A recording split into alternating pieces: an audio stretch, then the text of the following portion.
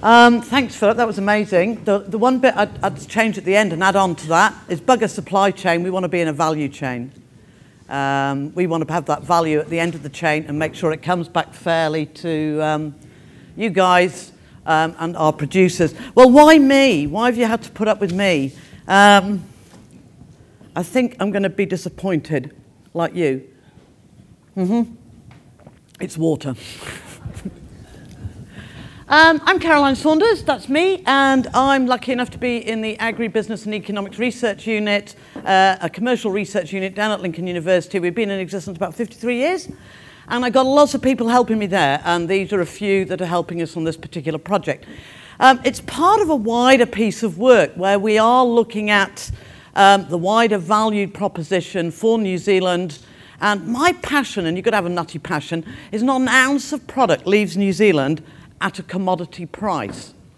Now, it's a privilege to talk to the seafood people because a lot of you are ahead of this game. Mostly, I talk to the land-based industries across from our major dairy companies, meat companies. We talked to Pipfruit New Zealand last week, Zespri, and even the wood industry, the wood processors and things like that. So not an ounce leaves as commodity. And they think I'm nuts. Well, fair enough. And what the hell do you mean, Caroline? You mean we should all produce biscuits or fish fingers? Oh, I'll tell you a lovely story, One of the best bits of work we were known for is called Food Miles, where we proved to those stupid POMs that the further the product travels, it's not necessarily worse for the environment. And that's the one time I've probably done work for the seafood industry when I was asked to do a bit of carbon footprinting for seafood. Don't fall off the stage. And you know, as part of this, I did a tour in the UK where you're going around and talking and people were sort of lambasting food at a long distance. And it's something you have to face up to too, like we do in the land-based sectors. And I said, look, I'm not against local foods. I think local foods are brilliant, but they're not necessarily better for the environment. And yeah, one guy said to me, he was actually a high-up politician in the UK, he said, yeah, his wife's a school teacher and she asked the kids to draw a fish. They drew an oblong. So we've got every reason to get our story back out, as I heard before, to New Zealand school children, but also school children in our markets. So part of this passion is to see that we know product is getting into market and being sold at a much higher price because it's coming from New Zealand or is associated with the attributes we know with New Zealand product, and we're not getting that benefit. So my passion is we should get that price in market and it should come back down to New Zealand producers, whether there's fish people or whatever. And so, I know there's one of these things here. So, we've got a program, we're halfway through, called Maximising Export Returns. And it came on this thing that as I was giving this message out, scepticism that there was any value for New Zealand in credence attributes, that's attributes of products, including sustainability. You'll see what I mean a bit later on. And it's particularly in developing country markets. Say, oh, shut up, Caroline, get back in your box. We're going to feed China and India, and they don't care how the product's produced. So we started off with a little bit of studies, with a bit of money of our own, to go out and say, well, let's go and find out if they do. And we've done 3 studies, the 4th study is the results are shown here, in market, showing that you can't make that conclusion at all. And in fact, the results lean much more to consumers in the developing country markets care more about these credence attributes than perhaps our traditional markets that a lot of our primary sectors know, which is the UK. So we're presenting the results hot off the press today of our latest big survey out there.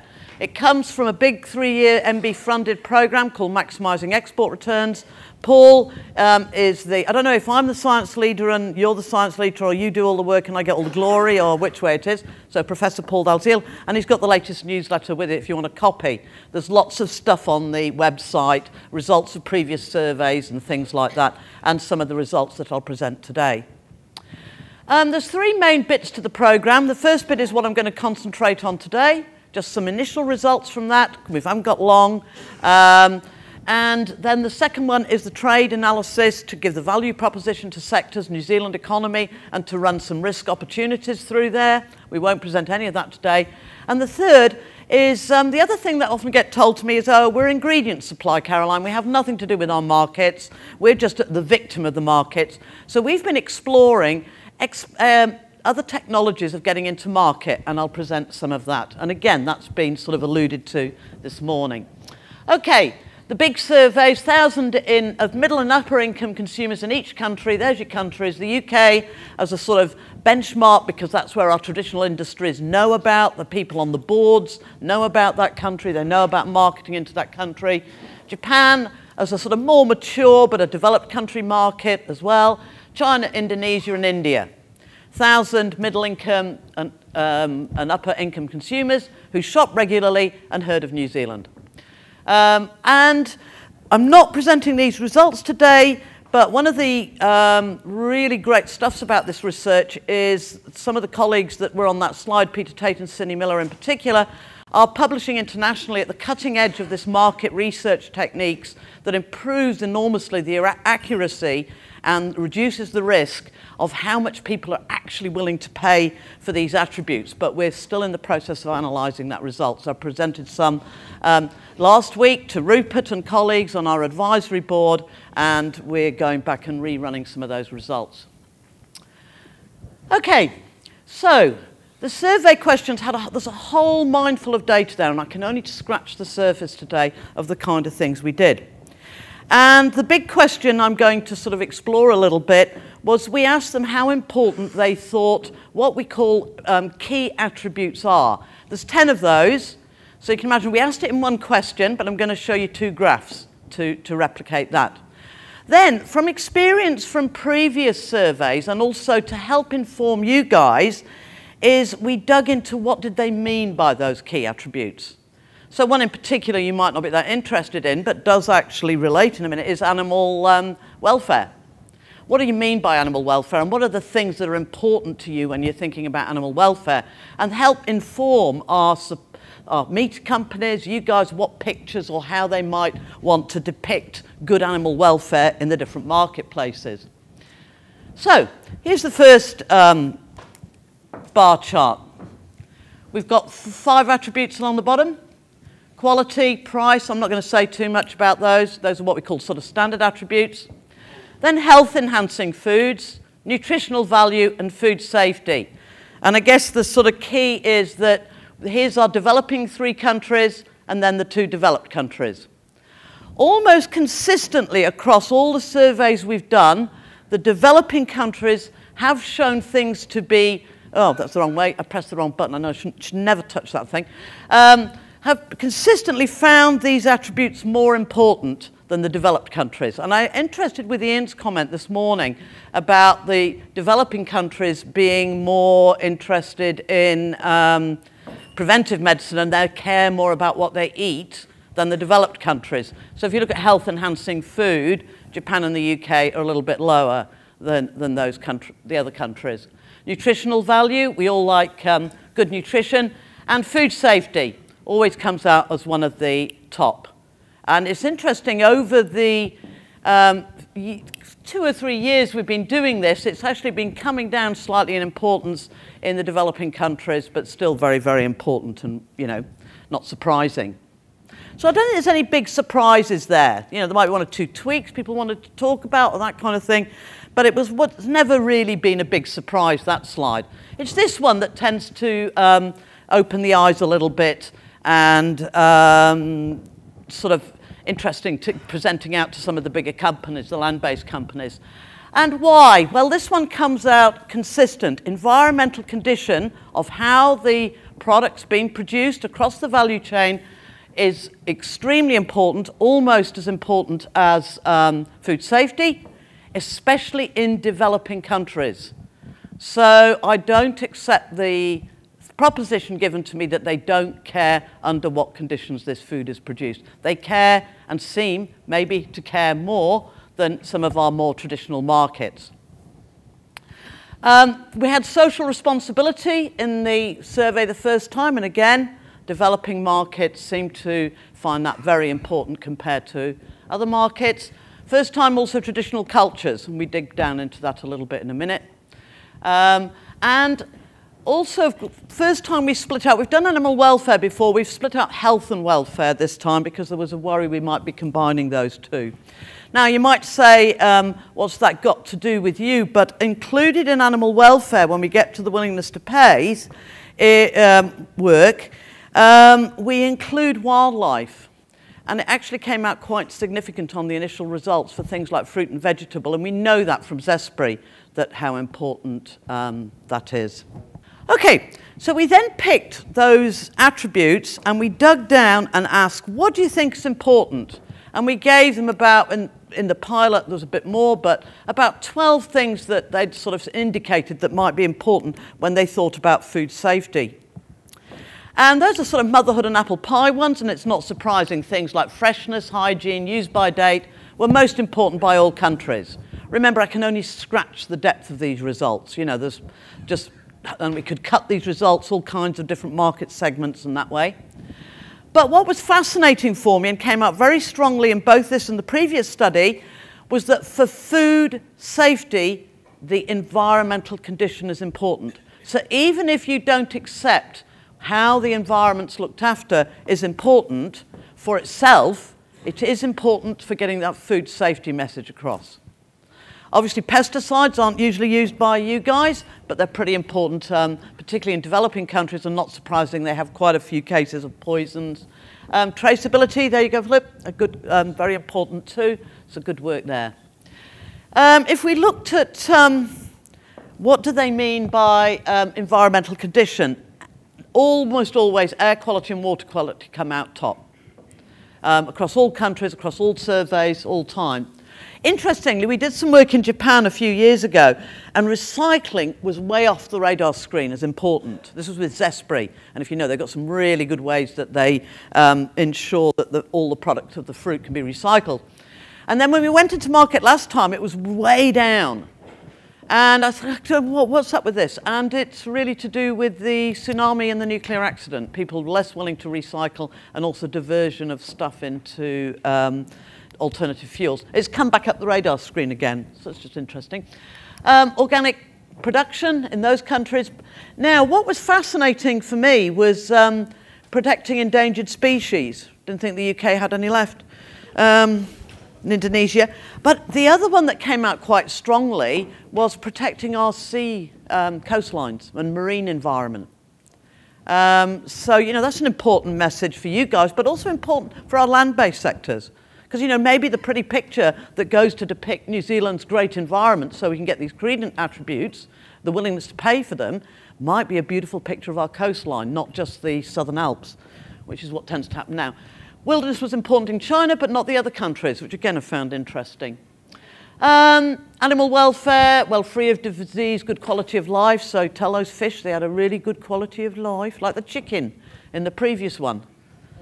Yeah, that one. Natural conditions. It was interesting. China was mainly pasture-fed. We know there's some really good, neat boutique markets around the world on pasture-fed, and it's growing. Sinlei's just got into there. But free range was relatively low.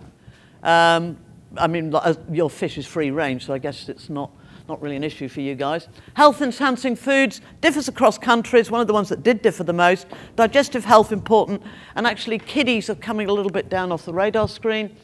You know, you don't know with the sample who you're picking up there. Heart and cholesterol health, again, good for you guys. Social responsibility, workplace safety, good working conditions, most important. Fair wages. Least important was the freedom to join a union. And we had local food in here, and that was ranked relatively low, thank goodness, except in Japan. Traditional cultures, care for the future generations, and again, this link to the natural environment was seen as the most important. Equity and fairness, most important for the UK, which I think again is a bit of a joke. And I also thought it was funny that the indigenous rights were high in the UK, because I thought they were the worst about looking after indigenous rights, but never mind. So, you know, that's how we dug down into those attributes. And in particular, obviously, we're working with Maori about how we might be able to, well, and there's some stunning case studies of how they're getting really big credence premium in market by marketing of Maori credence attributes.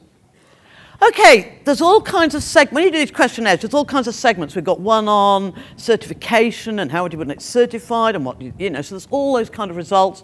We had a little section on what you thought of New Zealand. And, you know, these were the kind of things that clean environment are most common, open spaces. And sadly, NZTE, or the New Zealand Story, not so good on integrity or innovation and integrity. And food safety and quality relative to developing countries. So just getting a feel of what they thought of New Zealand, and it's still the hills and that kind of thing. Okay,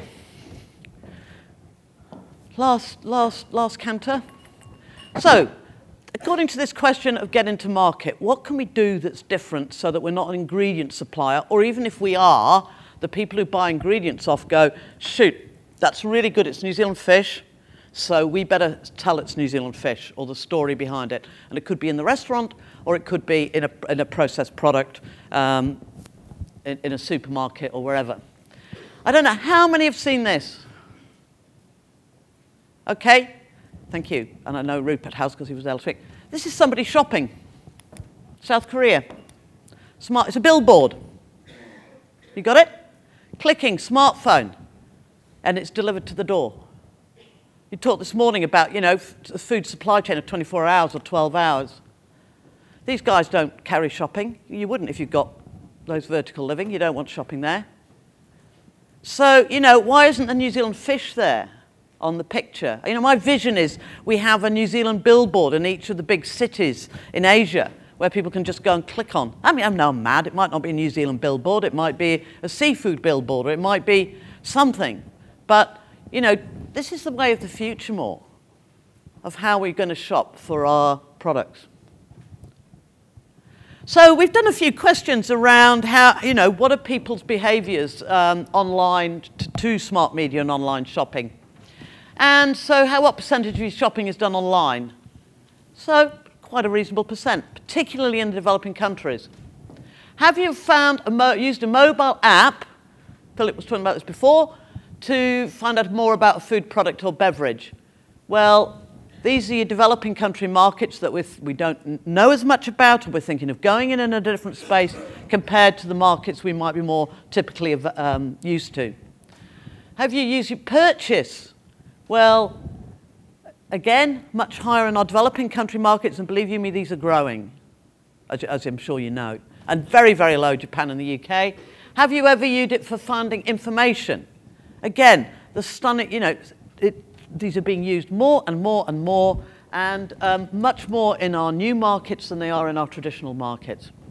Have you used your mobile device with a barcode for purchasing? Again, it's the same message across, you know, as we start looking at these smart technologies and different ways of getting into market. So we don't have to be at the mercy of the market. I remember interviewing in Singapore, because we did some, for this, some amazing seafood importers, Kiwi seafood importers, who really got this stuff, and they were actually acting as brokers for other New Zealand product and getting into market, and looking at the different attributes and the credence attributes that they were able to offer in that market. So I think credence attributes are important. These are things that you can't see or learn by the taste or the touch of the product, but you believe they're there. That's why insurance schemes, as you know, are really important. But it's important we have those and we keep the value, the shared, collaborative, decent value coming back to New Zealand, and they're not captured all at one end of the chain that's not ours. They vary in importance and definition across countries, and they change. It's not a static game. So one of my favourite stories was having a glass of wine with the innovation manager at Zespri, and he said, we know we have to stay one step ahead. I said, a fantail. Poms would die for a fantail, a bird that flies around you. It's beyond all their comprehension.